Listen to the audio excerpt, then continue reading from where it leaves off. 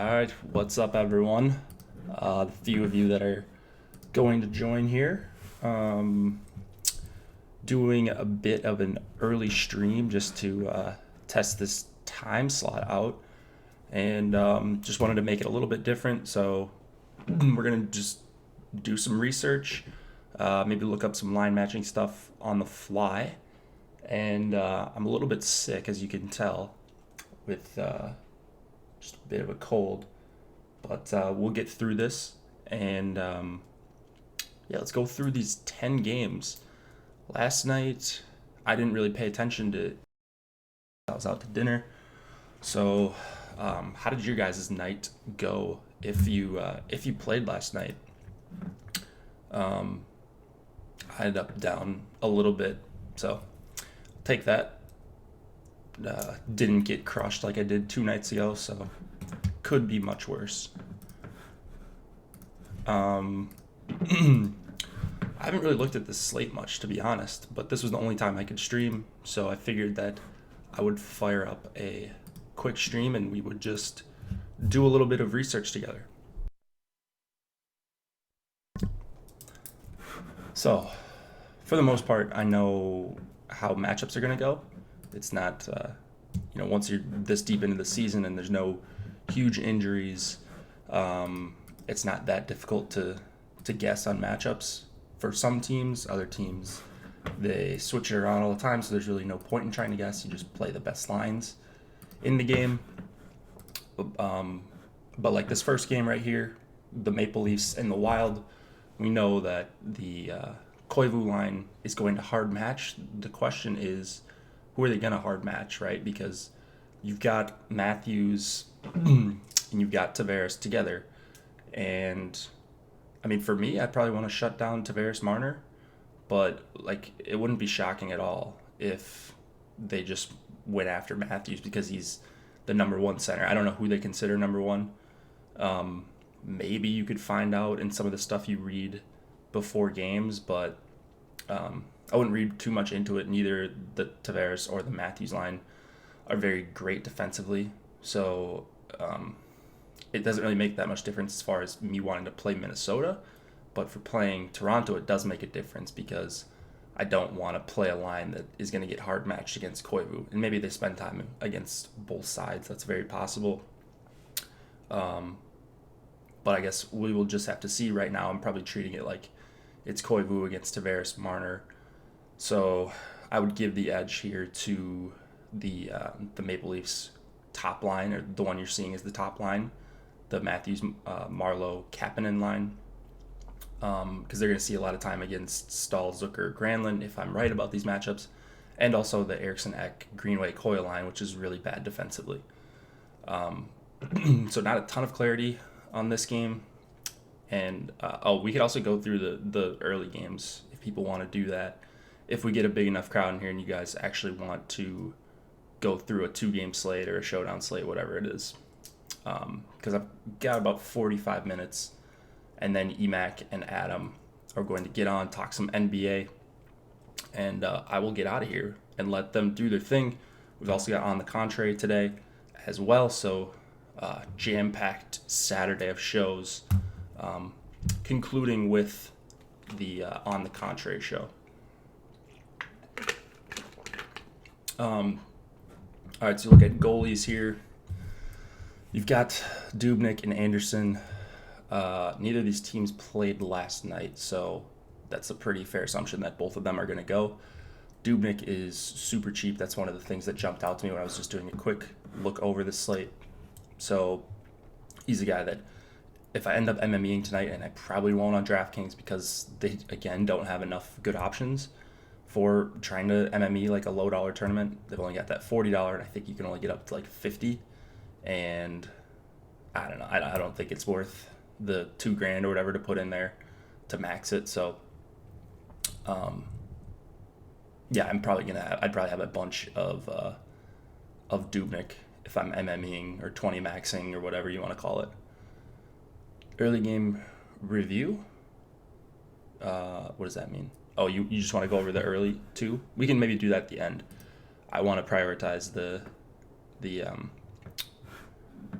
to 10-game main slate just because there's a lot more money in that. I don't even know. Are there any good contests? I guess we can look for the early. Let's see. Early. What's this? Oh, not bad. Maybe I will play the early. We'll see.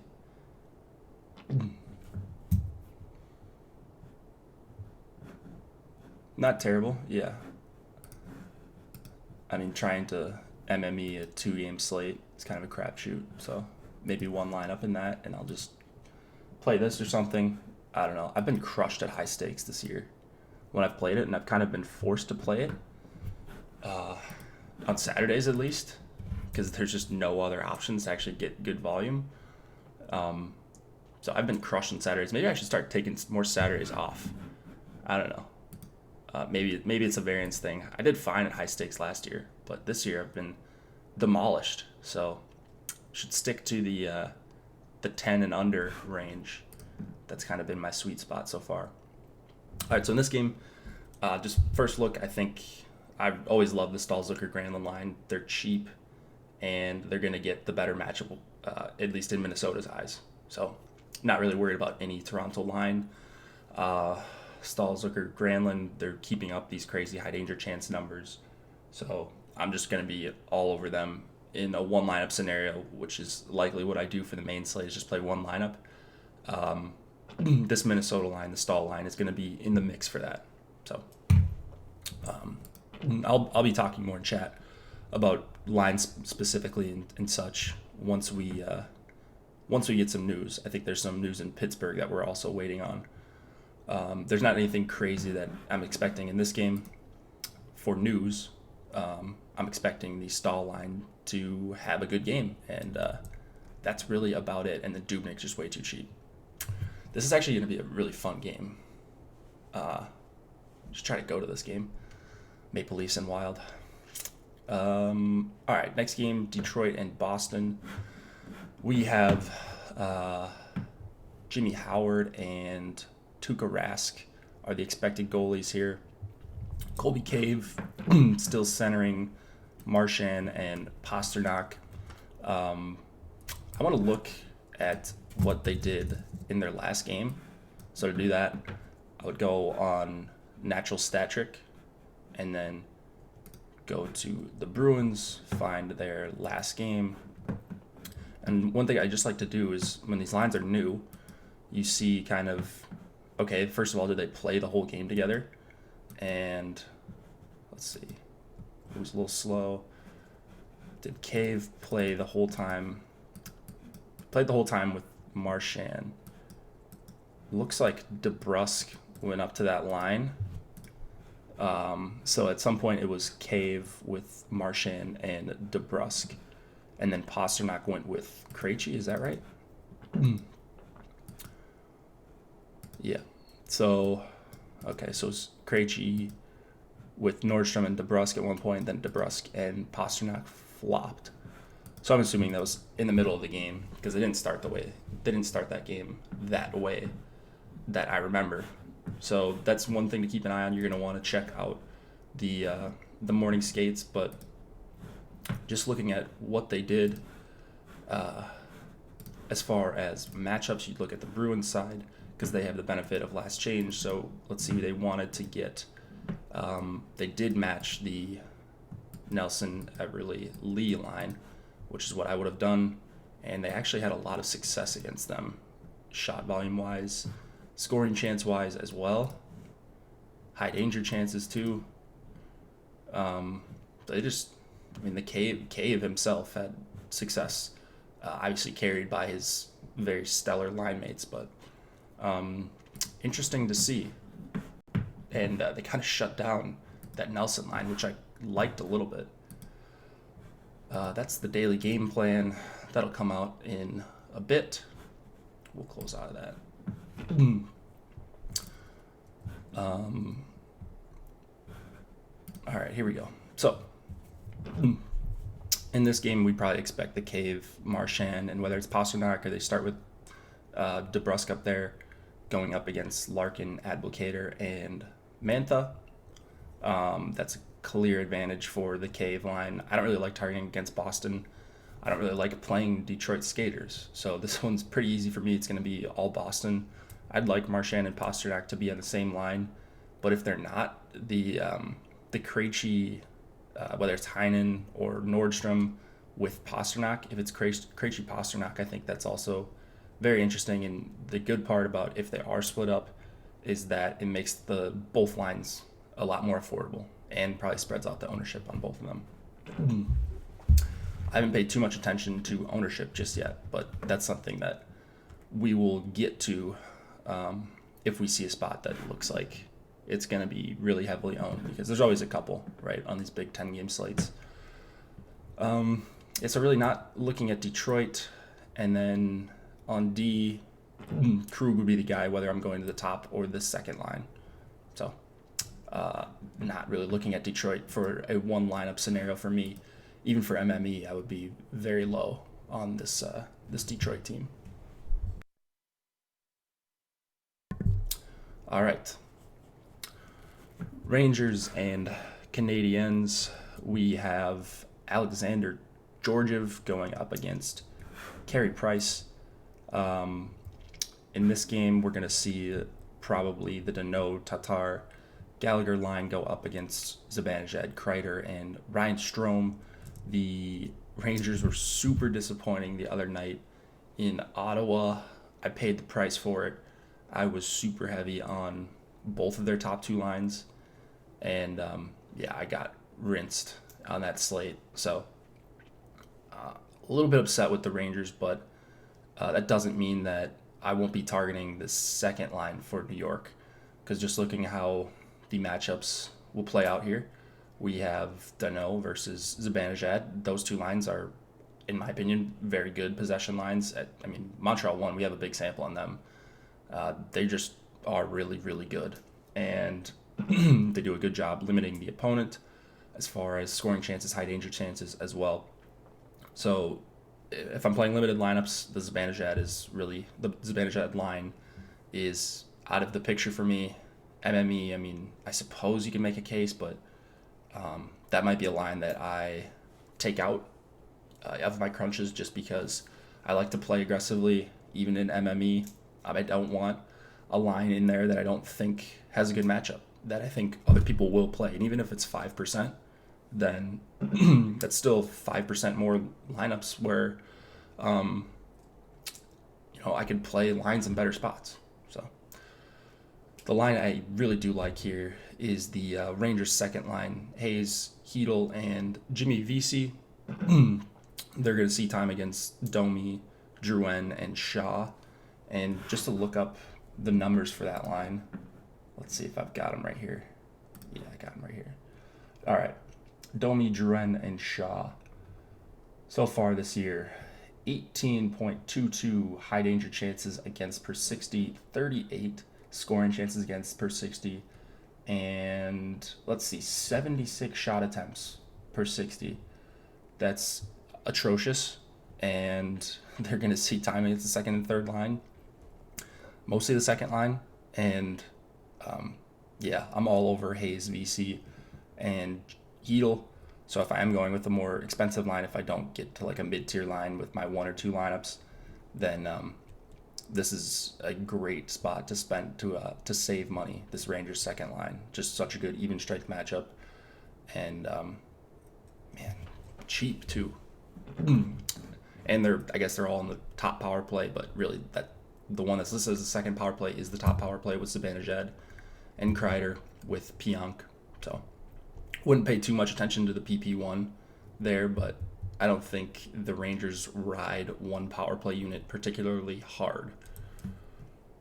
So that's really all I have in this game. The defenseman, I would just correlate with the power play units. So D'Angelo, Shattenkirk with the second line, and then Pionk or Brady Shea for this top line if you are going there. But this is the money line for me, I think. All right, next game, Tampa Bay Lightning and the Florida Panthers. We have Barkov, Dadonov, and Hoffman And the Panthers are on the back-to-back. This Barkov line, I would assume they go up against Point, Johnson, and Kucherov. That's what I would do if I was a coach. That's not always how it works out, though. Like Stamkos, I think, is the top center in most people's minds, but this point line has been so much more dangerous. I don't know how sharp Florida is at their matching, and it doesn't really make that big of a difference for Tampa Bay because I'm not really worried about the Barkov line this year. And then the Florida depth is pretty poor as well. So it's going to be a lot of Tampa Bay here. The total on this game, I think, is pretty high. Yeah, 6.5, 3.5, almost going to Tampa. Maybe this is the chalk spot for some people. But just looking at it right now, I don't even think it's going to be that difficult to fit in Tampa 2 with like New Jersey 2. That's actually super easy. Or New York 2, not New Jersey 2. Yep, so actually not even that expensive. Joseph on the top line is still $3,500. Stamkos just over $6K, and then Gord is $5K. So both lines affordable for what they are. And, there's probably going to be some hard matching going on with the Barkov line, but I'm not really worried about it either way. It is a very good spot for Tampa. The matchups do matter for the Barkov line because I want to see him actually go up against Point, Johnson, and Kucherov. I think that's going to be a really high event matchup both ways. And for how good Tampa 2 has been at even strength offensively, they've been pretty poor defensively. So they're giving up what they're taking. And I always like to target lines like that, especially when it's going to be high event both ways. Yeah, 16 high danger chances still per 60, and then 41 scoring chances against per 60 for this Tampa 2 line. That's pretty outrageous. This is definitely going to be a popular game, especially because they priced down Florida 1 from where they were last night, I believe. I don't really think there's a ton more to talk about in this game. Matheson is pretty cheap for $3,900, and then Hedman's obviously the guy you want for $6K on DK. Osmo's rankings are obviously not out yet. He usually does them at some point in the afternoon. As far as other content we're going to have, I think I'm going to have the Stacks article. Premium Slack is the best way to reach people, whether it's me or Vots or Chris or Homer Cleese or Nolan. So I would definitely utilize that. You can use promo code Hit the Ice that's on your screen for a free week of Osmo.com Premium. You get this lineup builder, Fantasy Cruncher, my projections, Osmo's rankings, the Premium Slack, like I said. Who's messaging me in here?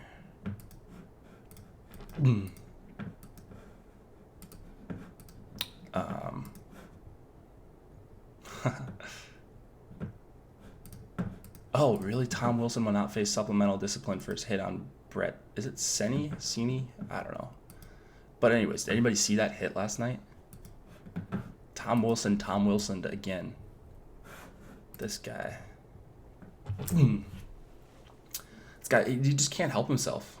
And he's playing so well this year. He doesn't need to be so cheap.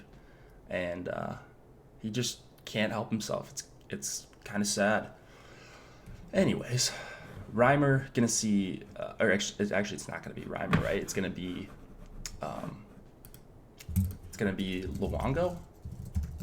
Do I have that right? Luongo? Would that make sense? Yeah, because Reimer went last night. Let's see. Anything on the Twitter sphere for this game yet? They should probably be starting their morning skates in the 6 East or the 7 Eastern games, 6 my time. They should be starting their morning skates any minute now. So we might get some news actually before the show ends. Holding optional with today's early game. Dubnyk expected starter. versus Nylanderless Leafs. Did Nylander not sign? I haven't paid attention to the old Twitter since last night. Scoring.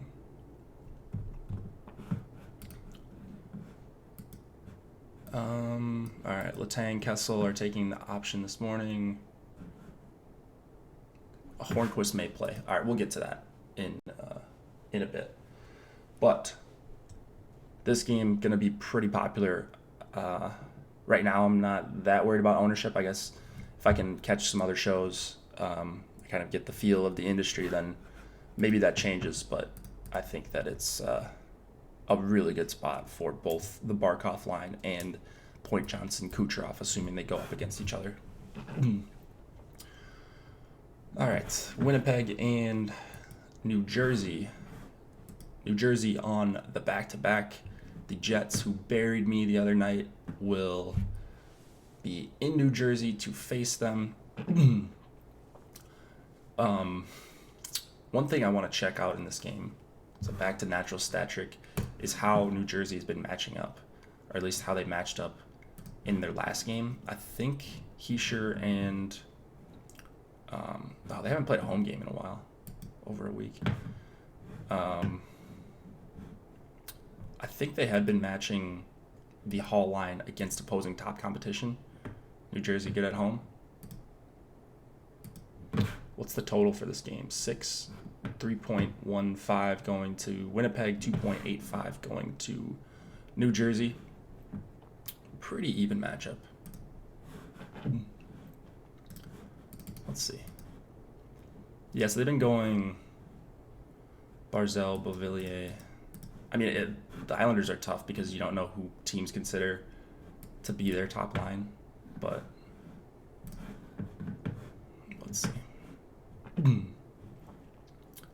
about the Red Wings? That might be a good one. And for these, if you guys don't know what I'm doing, it's just natural stat trick. And when you're looking at matchups, you want to go to the home team because the home team has benefit of last change, so they get to basically dictate who goes up against who when there's a dead puck. So the Hall line went up against Larkin, Mantha. Natural stat trick. I don't know. We don't have a deal with natural stat trick, but I'll type it in. So I'm not advertising. This is really what site I use for basically everything.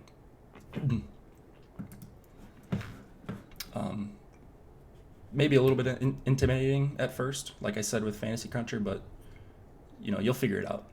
You want to look at like game logs and who matched up against who. That's this is the place to do it, in my opinion. All right. What else do we have in this game?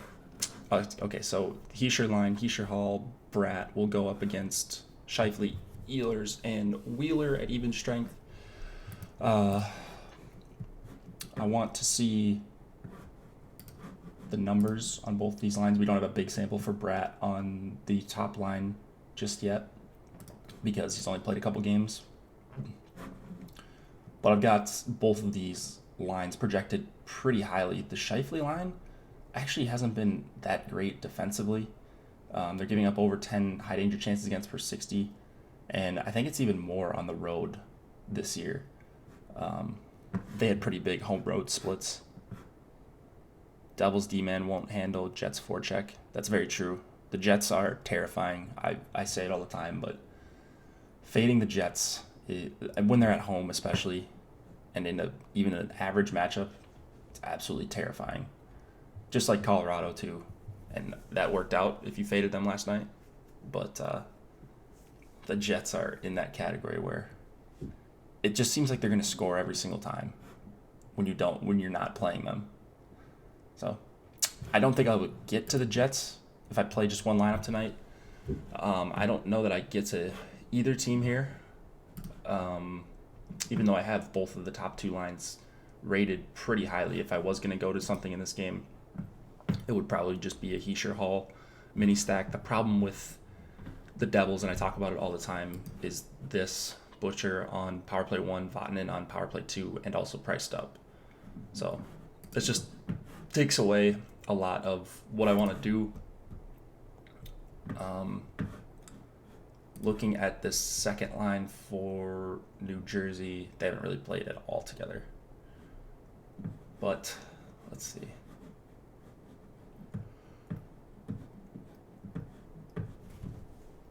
What about the Johansson with Zaka? They played 138 minutes together, and pretty solid defensively. I mean, they're okay. I don't know. I don't think there's anything you need to avoid in this game because of the matchups. Winnipeg 1 is pretty expensive. Line A's price is through the roof. I think he's the most expensive skater on this slate. And he's earned it. You know, he scores basically every time he's played a game in November. It is now December, so maybe the goal scoring stops, but when people were talking about how he's not a good, like he can't play at 5-on-5 or whatever, those people got shut up pretty quick. Line A is incredible. Who do you match up against? Winnipeg 1. I think they go with Heischer Hall, Bratt. Not saying you can't play Winnipeg because of that, but it's not a perfect matchup for them. Winnipeg 1 at home is insanely hard to fade. Winnipeg 1 on the road, obviously not that hard, like most teams. So one lineup I don't think I get to anything in this game, but would want exposure to definitely that New Jersey top line or top power play if you want to go with Palmieri instead of Bratt. And then I like Winnipeg's top line anytime they're going to be somewhat low owned, and I think they will be tonight. All right. Next game, Columbus and the New York Islanders. We got about 15 minutes or so. I want to give Adam and EMAC as much time as possible for them to get the show rolling.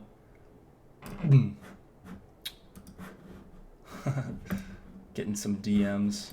Let's see.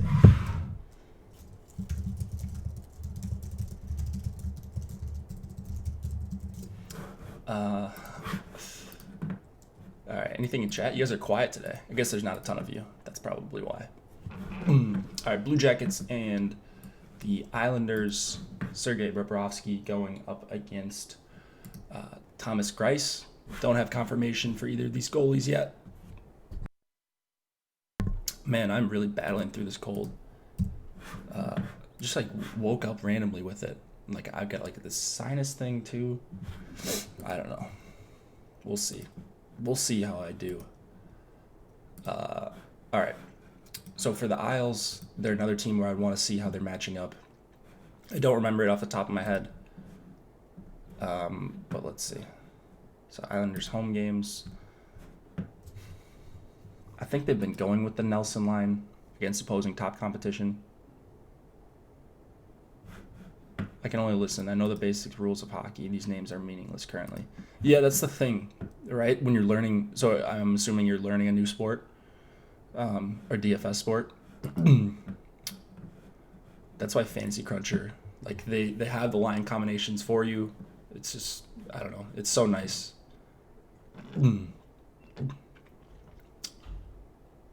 Yeah, I mean, it's if you have Fantasy Cruncher, you want to try it out. That's a great way to build lineups.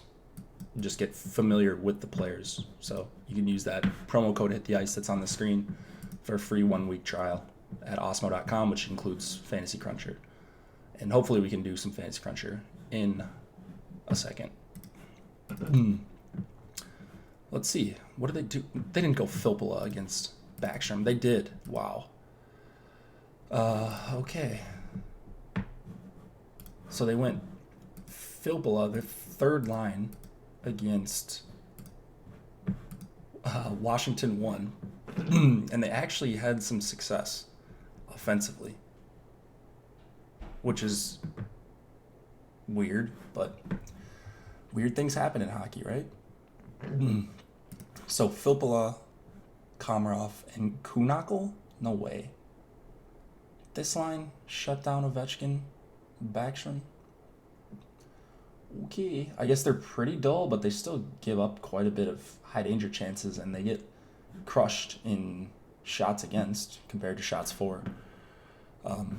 You should never be worried about Filppula and Kuhnhackl, but I guess they can do it. They've shown they can shut down the opposing top line.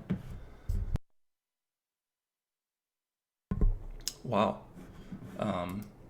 Anyways, Howes would be pumped. I don't know how to pronounce that. Nassau? Anyways. So if we see the Filppula, Kuhnhackl, Komarov line go up against this line, I think that's a terrible idea for the Highlanders. But they did it last game, and did they win this game? No, they didn't. But maybe they do that again. And if they do, I would expect this line to dominate possession. This line has been awesome. I mean, they're pretty much matchup proof, I think, at this point. They're expensive, but while the Islanders aren't giving up a ton of high danger chances, they're still getting wrecked in shot attempts. So this would be the line I want for Columbus. And then I do like this Lee, Nelson, Eberle line as a way to save some money on DK specifically, just because Eberle is so cheap, oddly cheap. I don't know, has he been snake bitten lately? I haven't looked into him specifically, but I would expect this Nelson line to have favorable matchups, and I think they've got quite a bit of talent on that line with Eberle and Lee, and then Nelson is at least a capable center. They're all in the top power play, and Columbus is not a great defensive team, and again, you get to avoid Columbus's top line, which is very, very good because they've been just incredible. Cam Atkinson is just on fire. I don't really like this Jenner, Foligno, Anderson line. They're always like 1,000 or 1,500 more expensive than what I want them to be. So they just rarely come up for me as far as value. Even on DK with the dynamic pricing. Seth Jones, I think, is a exceptional play tonight for 6,100. He's a guy that I would want to be jamming in, even if I'm one-offing. I think if you're getting one piece from this game, Seth Jones is a pretty good piece to have for 6,100. And then on D for the Islanders, we've got Leddy back on the top unit and by himself, so you can't even play Pulock with the Nelson, Lee, Eberle line. So Boychuk and Pulock correlate a little bit better to Barzal, Beauvillier, and Bailey, and then Leddy correlates better to the line that I like. So if I'm going with an Islanders stack, it's probably without any defenseman here. Do you think this is? Do you do this just to fade good lines when defense is solid? What do you mean? Like look on natural stat trick? I mean, I look on natural stat trick for everything, right? I like to just keep an eye on how certain lines are performing. And so I'll just go through each box score of each team, the last couple games or last game before the slate, and kind of see anything that sticks out to me. Like, okay, did a guy attempt 12 shots? That's something that I would want to know. And then I would maybe look into him. Or did a line get completely crushed in what I thought was a good matchup for them? And so maybe I had, maybe the numbers were lying, or maybe we had too short of a sample on a line or something like that. But mostly you want to see who's matching up against who, because while it's not everything, I think that it is, it's definitely something, like there's still an edge in the line matching. So, at least in my opinion. So, I use it. I'm more aggressive with it than probably most people. You don't have to use it to be successful at NHL DFS, but that's what I do. You have to consider D-man, not just line match. Yeah, defenseman too, for sure. This Leddy-Boychuk pairing, I don't know how they've been this year, and maybe we can even look that up. But I know last year they were a disaster. Let's see. I'm assuming they'll go. Let's see what they did. Oops. Where's Boychuk? They didn't use them as shutdown that game. Let's see how Leddy and Boychuk have been.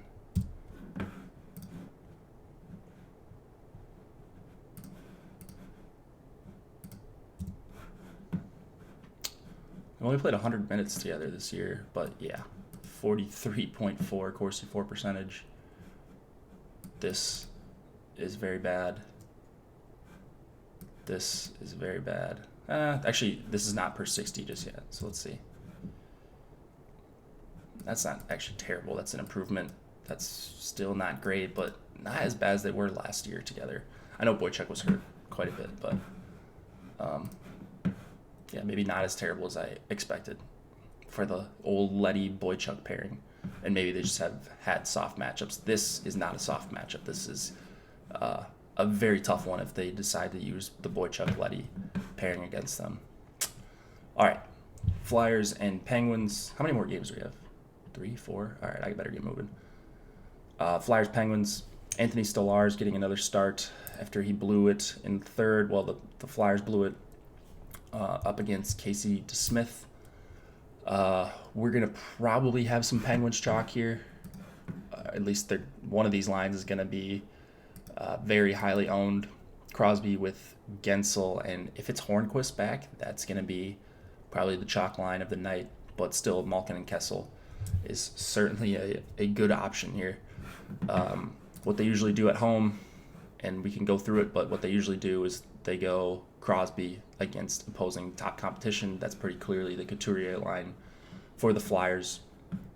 And then Malkin and this Brassard line will see a little bit of everyone down here. So I want to see if anything jumps out on the line data aspects of this game. Philadelphia and Pittsburgh.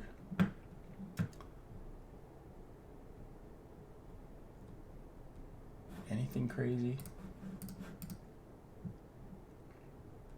Kessel, Malkin, Pearson has been pretty bad defensively, as you would expect with Kessel and Malkin together. They've never been very stout defensively. So maybe you could make a case for this Patrick Van Riemsdyk and Simmons line, whether you consider them or this line, the second line for the Flyers. I think both of them will have much better matchups than the Couturier, Giroux, and Konechny line. This Crosby line with Dominic Simone has been really, really good, both offensively and defensively. Hornquist, a better offensive player, but the numbers don't drop with Hornquist out. So I don't know where Hornquist is going to slot in. We'll probably know. Actually, I wonder if the Penguins they had an optional skate. Didn't I just say that? Yeah, I think they had an optional skate, so we may not know. But Penguins PP stack is an incredible spot tonight. Flyers they're not good at even strength, but you look at them on the power play for the season. Let's see. Where's Pittsburgh's power play? Pittsburgh. Oh, there we go.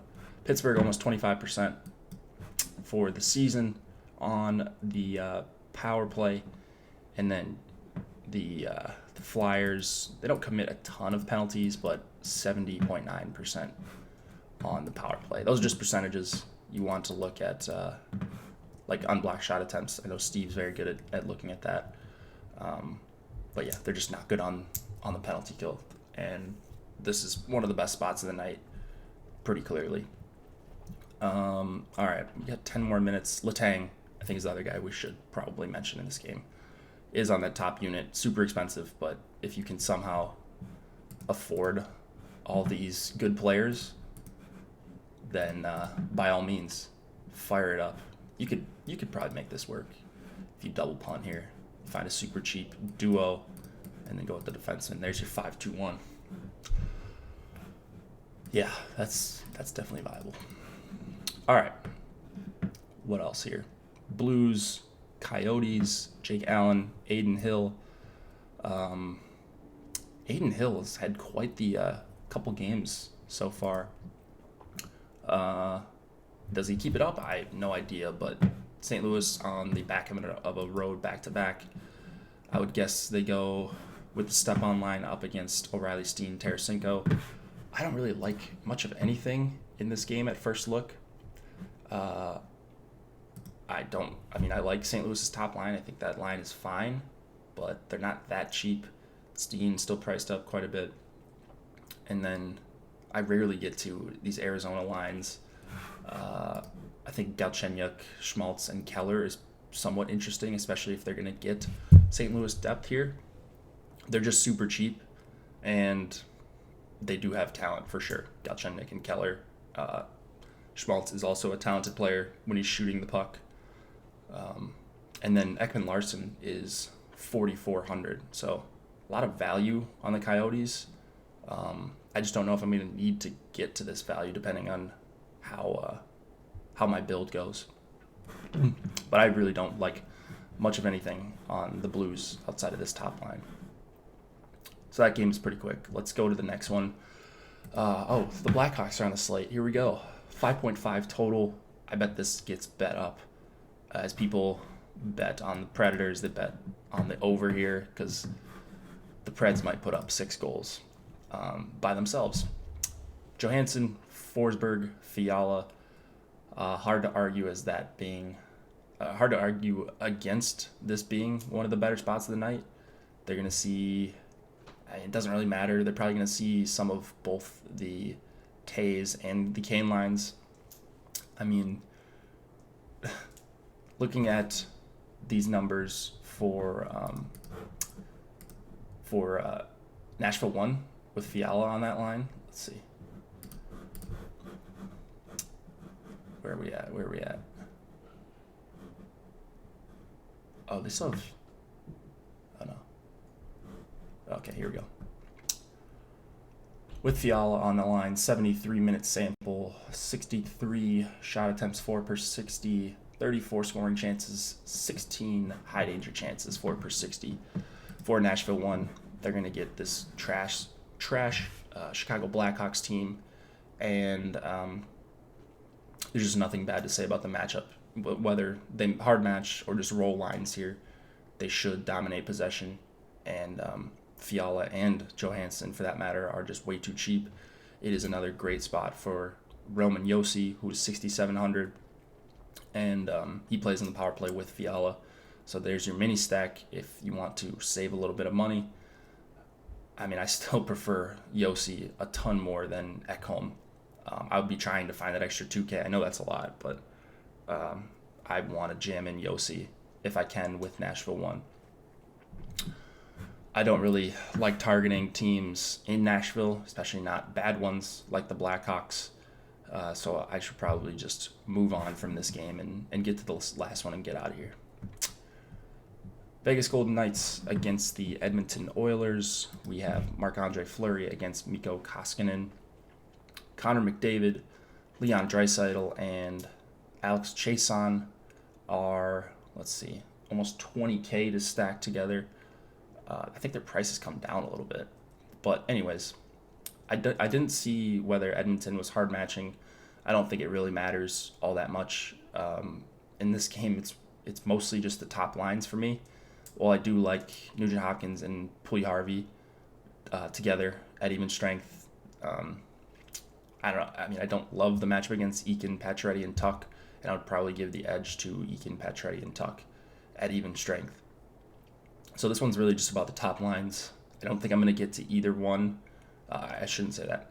I think if I was getting to either one of these top lines in a one lineup or limited lineup scenario, it would be Vegas 1. They continue to be so cheap, and this is a perfectly fine matchup against them, against whether it's the McDavid line or Nugent Hopkins line or a mishmash of everyone.